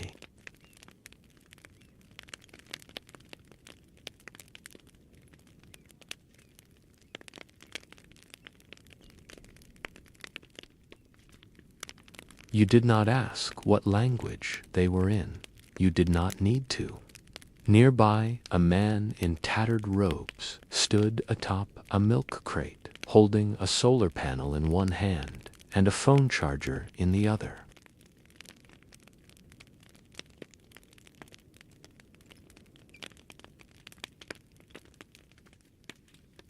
In return, he plugged their phones into a tangled nest of cables that disappeared behind the crate. No one complained. Everyone nodded, then moved on. The preacher's voice followed you down the alley where a cracked mural painted on the brick wall showed a figure with the head of a bird and the body of a soldier, arms outstretched toward a sun. that had been painted and repainted so many times it no longer resembled anything celestial. Beneath it, someone had scrawled the words, "We make the rules now," in peeling green paint, but no one had touched the figure, not even the children who usually scribbled over everything else. At the edge of the market district, you saw a line of salt poured carefully across the threshold of a shuttered pharmacy. Someone had traced symbols into it with a stick, not letters, not anything you recognized, just careful marks made with the sort of patience only born from belief. The window above was broken, but the door remained untouched. You watched a boy, maybe 12, approach it with an armful of wires. He paused at the salt line, bent down, and placed a silver key beside it. Then he turned and ran. No one was watching, or maybe everyone was. Back at your building, the hallway smelled faintly of incense and motor oil. A woman you had seen once or twice before, always barefoot, always carrying a jar of nails, was kneeling near the stairwell, whispering into a vent. You did not stop. You just nodded gently as you passed. She smiled at you, not surprised, not embarrassed, as if this was simply part of the day, the way others might say a morning prayer or fold their hands before sleep. You realized you were starting to recognize the rhythms, not just of footsteps or commerce, but of devotion. Because in a place where no one enforced anything, belief had become the scaffolding. People clung to symbols, to rituals, to gestures passed hand to hand in the quiet. Not out of fear, but out of structure. It was not about right or wrong, not about salvation or damnation. It was about pattern, about something to hold. In a world without courts, without records, without clocks that struck on time, rituals offered memory. They turned days into shapes. You began to notice the small things, how the boy at the water pump always turned it 3 times before filling a jug, how the woman in the bakery wiped the counter with salt water before every batch of dough, how one of your neighbors always knocked once on every windowsill they passed like they were greeting something unseen. None of them talked about it, but all of them did it. One night, unable to sleep, you wandered up to the roof. The city spread out below you, flickering with generator lights, humming with the quiet buzz of barter and breath. On the far side, you saw 3 people gathered around a metal barrel, not burning trash, but paper, folded carefully, 1 page at a time. They did not speak, just watched as each one curled into flame. You sat quietly, not close enough to hear, not far enough to forget. The wind shifted. Somewhere a bell rang, not a real one. A pipe tied with wire to a fence rattled by the breeze. Still it rang. And in that sound there was rhythm, not music, but memory. And slowly, gently, you began to understand that this city, despite everything, had found its own kind of clock, its own way of measuring the moments of passing the time, not by seconds or minutes, but by gestures, by rituals, by the space between silence and repetition. And in that rhythm, belief did not demand worship, it just offered shape, structure without walls, faith without names, rules without rulers. And somehow that was enough. The morning passed without sound, except for the rhythmic sweep of a broom pushing dust across cracked concrete just outside your door. You stayed still for a while, lying on the worn-out mattress with the blanket only half covering you, listening to the sounds that were not really sounds, just faint motions of life happening nearby. The clink of a spoon against metal, the drag of a boot against steps, the soft exhale of someone passing your window. Nothing unusual, but something in the air was different today. Not a warning exactly, just a sense of shift, a rhythm about to change. Later, after the sun had pushed its way high enough to cast warped shadows through the rusted fence slats, you followed a girl named Loma, short, fast, moving eyes, like flint, out past the market perimeter, where the food sellers gave way to men with bolt cutters and boxes of mismatched wiring. She did not speak much, just pointed once with her chin toward the river, and you understood to follow without asking why. The buildings began to thin out here, replaced by skeletal frames of things that were never finished, or maybe once were, and had long since given up pretending. The river was not wide, but it moved like something that remembered being more powerful. Brownish water, dragging strips of plastic, a single bicycle tire, and the bloated remains of what might have been a tarp, or might have been a coat. Loma jumped over a sagging rope, tied between two pillars, and kept walking.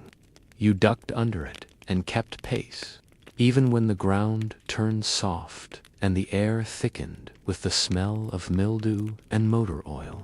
On the other side of the river, everything felt quieter, not safer, not cleaner, just a different kind of quiet, the kind that watched you. The path was not paved, it was not even really a path, just a line in the dirt where boots and tires had agreed to travel together. Faded paint cans were spaced every 50 yards, stacked in pairs. One blue, one red, and beside each was a smear of chalk symbols you could not interpret. Some looked like numbers, others like arrows. All of it was meaningless, until Loma stopped beside one and pressed her palm flat to the side of the top can. It wobbled, then clicked. Somewhere behind you a whistle blew twice, short and fast. Loma did not flinch. A truck appeared less than 5 minutes later. It did not roar, did not blast dust, it just emerged slowly from behind a collapsed warehouse tires, gliding over the earth like it had never known pavement. The driver never got out, just nodded once, hard to see behind the tinted glass. The back of the truck was already open. Inside crates were strapped down with old seatbelts half filled. With coiled copper-insulated panels, buckets of antibiotics, still labeled in 3 languages. A boy, maybe 11 or 12, sat cross-legged beside a wrapped bundle. His left leg was in a fiberglass cast covered in names written in marker. Loma climbed in first. You followed, sitting across from the boy. He looked up briefly, nodded once, then looked back down at the paper he was folding carefully in his lap. You glanced at the writing on his cast name's messages, a few small drawings. One corner read, "Keep going, River Boy." He caught your eyes reading and smiled, but did not say anything until the truck started moving. It did not shake like you thought it would, just drifted along slowly the way boats move when the current knows where it is going. "I have never been past the old tire wall," the boy said after a while, "but my cousin says there is a water tank up there where people hide messages inside soda cans like real letters. One guy got a love note in his." He tapped his cast. "My aunt says I talk too much." You smiled, but did not interrupt. He had a face like he had learned to entertain himself without needing anyone's approval, a quiet self-sufficiency you saw a lot in people here. He picked up one of the solar panels beside him and brushed it clean with a rag. "These came from a factory 2 cities away. They do not make them anymore, not for years. But some guy in the mountains still knows how to rewire the converters, says he used to be an engineer." He paused, tracing one of the cracked panel lines with his finger. "I want to be something like that someday, useful." The truck passed under a broken sign hanging from two rusted poles. One letter dangled sideways, still attached by a strip of rebar.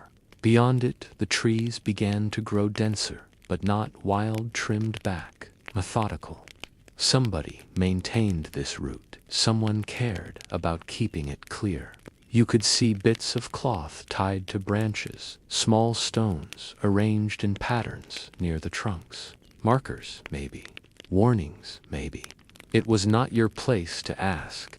Some people say this place does not have laws, the boy said, again a little quieter this time, but that is not true. It just does not have signs. No one tells you, but everyone knows. You pay back what you take. You do not talk about what you do not understand. And if someone offers you a seat on a truck, you sit and say thank you, even if it smells like tires and glue. He laughed a little at his own joke. This is the only place I have ever lived, and yes, it is weird, but at least it is honest. No one is pretending to be in charge. You nodded again, the words slow to come. There was not much you could say that would mean anything more than what he had already said himself. You looked out through the mesh at the side of the truck. The city behind you had softened in the haze, already beginning to disappear in the way familiar things always do when they are no longer visible. But the road ahead felt weightless, like it existed only because people kept using it, kept choosing to make it real by moving forward. Eventually, the truck stopped and Loma jumped out without waiting. She gave a wave back to Ward. The driver then motioned for you to follow. The boy stayed inside. I am waiting for the second pickup, he said. Takes me to the other edge. You looked at him one last time, tried to decide if he meant edge like border or edge like cliff, but it did not matter. His smile did not falter. Down from the truck slowly, feet landing in dust that felt warmer than it should have been. The air smelled of metal, scorched wood, and faintly, inexplicably, of cinnamon. A small shack nearby had steam rising from its tin chimney, and somewhere off to the left, someone played a guitar out of tune, fingers slow but confident. You did not know where you were exactly, but you knew you were still within it, still part of this place that had chosen to exist outside everything people used to call normal. A place where trucks moved quietly, where boys with broken legs still believed in engineers, and where highways did not need maps to stay alive. Only movement, only trust. You stayed near the edge for a while after stepping off the truck, not quite ready to re-enter the main circuit of movement, not quite ready to let go of the boy's quiet certainty, or the way the air had felt on that ride, still but never stagnant. The shack nearby had gone silent, the chimney no longer breathing, and even the guitar had stopped mid-chord, as though the musician had simply placed it down and walked off without explanation. That sort of disappearance did not feel strange here. People came and went like wind, moving through scenes without needing reasons or announcements. That is how you started too. Loma had already vanished by the time you turned back toward the tree line. Her trail was not something you could follow. Instead, you found yourself drifting, first past a bent scaffolding wrapped in blue wire, then by a cluster of chairs arranged in a circle, all empty, except one where an old man snored softly with a wrench across his chest. You passed rusted signage in 3 alphabets and a handwritten map that had been weathered into total uselessness. By the time you saw the rooftop crew, your feet were sore and your thoughts had quieted into something simple, something ready.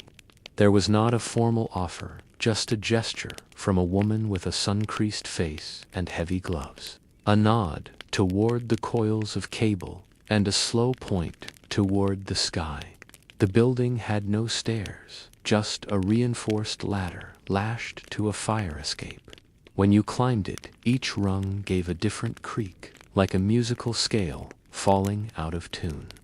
At the top, two men sat cross-legged around an open toolbox, eating canned lentils with fingers stained from wire insulation. Neither looked up. One passed you a length of conduit without speaking, as if you had always been part of their rhythm. The job itself was oddly peaceful. You did not know what the wires carried: electricity, data barter codes, or something stranger, and no one offered clarification.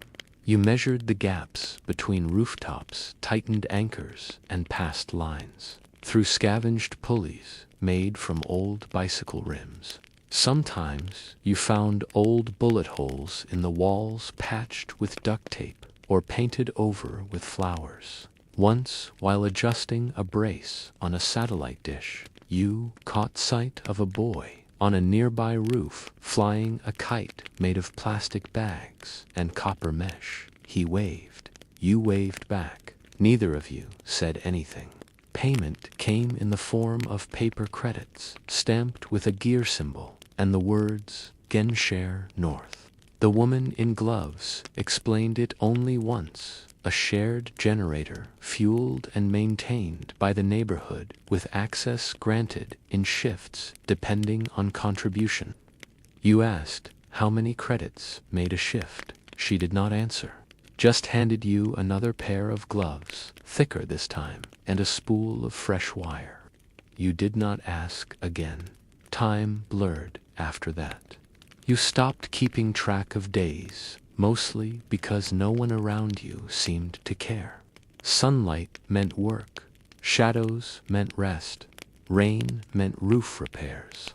You made acquaintances: a young man who sang quietly while soldering terminals, a woman who kept a jar of peppermint candies in her tool belt and shared them without ceremony.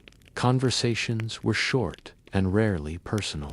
Everyone had come from somewhere, but no one asked where. Eventually, you realized you could not remember the last time you had thought about cities with crosswalks, with curfews, with police radios crackling from inside warm cars. You tried once, late at night, to recall the exact sound of an ambulance siren. The clean blue of a uniform, the automated voice of an escalator warning you to watch your step. The memories came faint and blurred like postcards from someone else's life. The version of you who lived with licenses and fire drills and scheduled garbage collection. They felt distant now, like a story you had read too long ago to retell. The trade-off was not invisible, though. You noticed it one morning when your stomach twisted hard enough to double you over.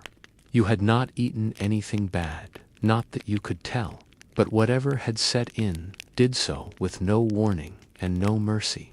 The woman with the peppermint jar offered a quiet nod of sympathy, but did not stop working. She was not cold, just conditioned. No one here was obligated to help. There were no hotlines, no clinics with sliding fee scales, no nurse practitioners in sensible shoes. You curled up beside a vent and waited to feel better. You did not. By the second day, your skin felt too tight. Your eyes blurred when you stood. You thought about asking for help, but the idea felt strange, like breaking some unspoken agreement. Then, without warning, someone left a bottle beside your blanket, amber glass, with a handwritten label: rice broth, drink slow. You drank it. It stayed down. That night, you found your generator credits folded into a strip of cloth and tucked into your jacket pocket. No explanation, no smile, no demand. Just help, given without obligation, the way shade falls on anyone who passes beneath the same tree. That small act undid you more than the sickness did. You sat on the rooftop as dusk colored the sky in burnt copper and watched the distant shimmer of other buildings blinking into light. their windows glowing in half-broken patterns. You understood then why people stayed, not because it was easy, not because it was fair, but because in a place where nothing was required, everything carried weight. Every kindness meant something. Every smile cost something. And when people chose to give, despite that, it made the gesture louder than any law. The next morning you returned to the cables. Your arms still ached and your steps felt lightheaded, but you worked slower and steadier. The peppermint woman handed you half a candy already unwrapped. You took it. It tasted like winter, like sharp air and something old. The rooftop seemed a little more solid under your boots. You noticed someone had reinforced one of the corner braces you had installed a week ago, not with duct tape or scrap, but with molded brackets, smoothed and painted. Someone had cared enough to improve your work. You did not know who. You did not ask. There was no shame in rebuilding here. No need to hide the broken edges. Plywood was painted bright. Graffiti covered holes in the concrete like murals in a cathedral. The clinic, such as it was, operated from a former bus. Its wheels had been sunk in sandbags, and the seats removed for beds. A curtain hung across the driver's window, and inside a woman with calloused hands stitched wounds with thread boiled in tin cups. No license, no uniform, just steady fingers and a willingness to stay until the bleeding stopped. When the front axle finally buckled and the bus dipped forward like a kneeling beast, no one declared it condemned. They just reinforced the slope with crates and kept going. That is what this place did. It bent, not once, not dramatically, but again and again and again.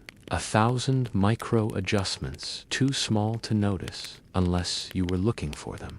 You would see it in the way the night market rearranged itself when the light poles were stolen, in the way children moved their play circle when a man collapsed from heat, in how the rain was caught, not in gutters, but in buckets of every size, their contents sorted and boiled for tea or battery acid or barter.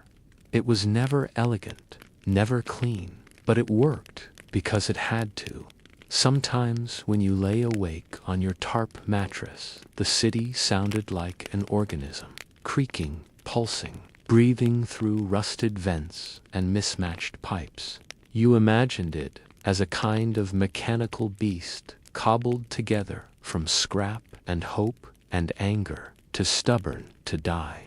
Not because it was indestructible, but because it had learned how to keep moving with missing parts. The kind of creature that limped instead of falling, that growled low, rather than crying out, that saw fire not as an end, but as an invitation to reshape. Your hands had become rougher, your skin more sun-worn. You did not notice it all at once, but one day you caught your reflection in a shard of mirror nailed to a wall and realized you looked like someone who belonged. Not a visitor, not a survivor even, just someone who lived here. Someone who woke up each day not asking what went wrong, but what needed fixing next. That was the secret, maybe. The world outside waited for some final failure, the collapse that would prove this place had always been doomed. But it never came, and not because the city avoided it, but because it absorbed it, accepted it, learned how to keep moving anyway. When systems broke, people stepped in. When structures fell, hands rebuilt. When cruelty surfaced, it was erased, not by law, but by memory.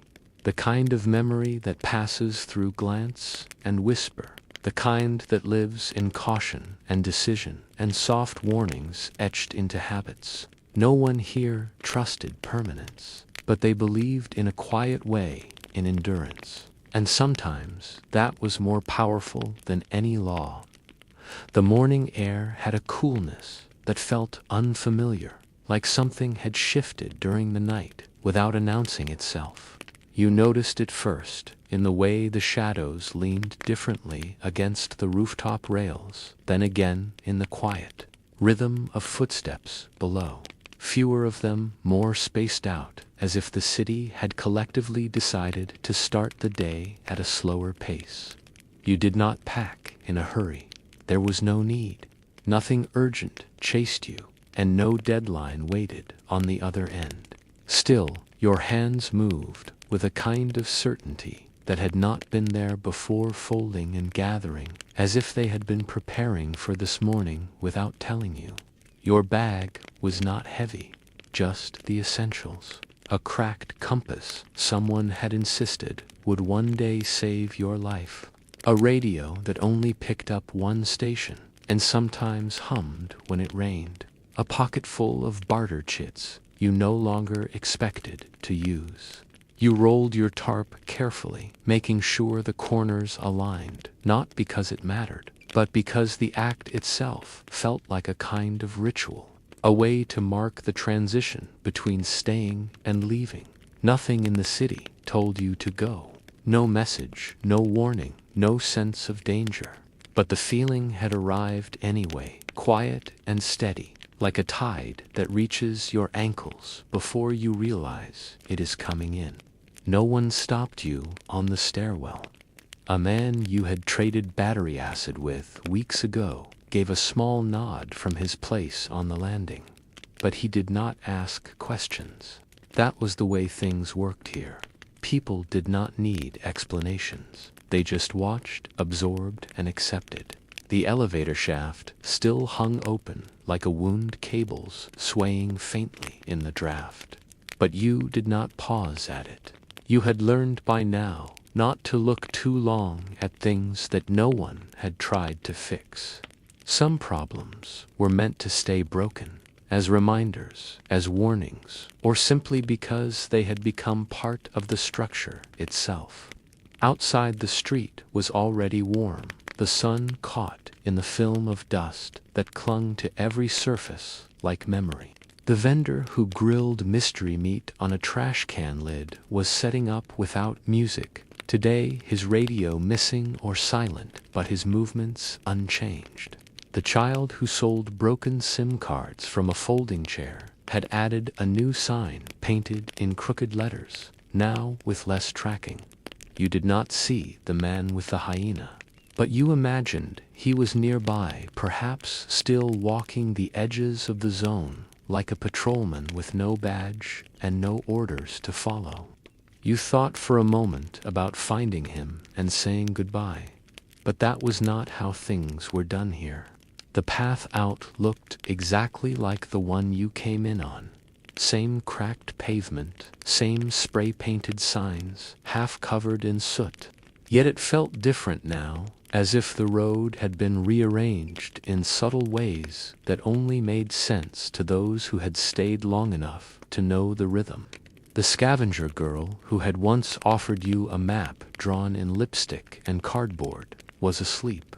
Beneath a metal sheet, her fingers still curled around a flashlight that had never worked. You stepped around her gently, not wanting to wake her, not wanting to interrupt whatever dreams a place like this might give someone small and clever enough to survive it. You did not know where you were heading.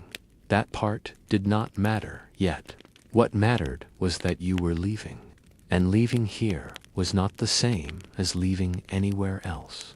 In other cities, departure meant forms, tickets, stamps, checkpoints. Here it meant only that you chose to walk. The act itself was the passport, and the silence around it was the signature. People noticed. They always did, but they did not chase. They did not demand a reason. They let the motion speak for itself. That was the trust. The strange, unspoken code that held the place together better than any law ever could. At the last corner, before the boundary, where the city began to fade into scrubland and wire fences, someone called your name. The sound came from above, soft but certain, carried down by the echo of corrugated tin. You did not look up. At first, just paused, the weight of your bag settling against your shoulder like a familiar hand. When you did glance skyward, it was only for a second. You did not recognize the face that did not matter. Recognition in this city was not always about names. You raised a hand in return, slow and quiet, not turning your body, not breaking stride. A goodbye, without words, without drama, the kind that belongs to places that do not need to prove anything, that do not cling or plead, that understand people come and go for reasons even they might not fully understand. As you crossed the invisible threshold, there was no gate to mark the end, just open space, a sky stretching wider than you remembered, and the realization that you had no idea whether what you felt was escape or loss. You had expected to feel lighter relief, maybe, but instead what came was something gentler, sadder, and harder to name. Like leaving behind a version of yourself you had not realized had grown roots, the version who had learned the language of gestures and glances, who knew which barrel fires burned hotter and which alleyways went nowhere, who had memorized the creaks of rooftop ladders and the rhythm of distant fights ending in shared smokes. That version did not fit into cities with paperwork and speed limits, and you were not sure if it would come with you or stay behind waiting for the sound of your boots returning. You walked until the sounds of the city softened behind you, not disappeared. They never quite disappeared, but faded, as though wrapped in cloth and memory. The wind picked up out here, cleaner somehow, though edged with the scent of dust and metal that would probably linger in your coat for years. You adjusted your bag and kept walking your boots, pressing into a path that was not paved, was not mapped, was not even certain, but it was forward, and that for now was enough.